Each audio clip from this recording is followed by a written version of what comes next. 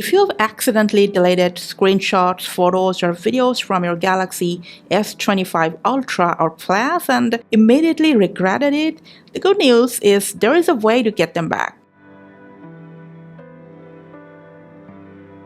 Now, the quickest way to do that is to just open up your gallery, go to this menu, and then enter Trash. You'll see all your deleted photos, videos, screenshots, whatnot. Those are deleted within the last 30 days.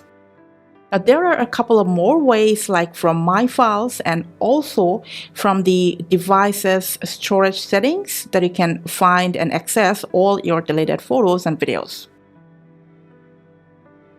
To restore them, just go ahead and select all those files that want to restore back into your gallery, and then just tap on this restore button. And that's all. Hope this video was helpful. Thanks for watching.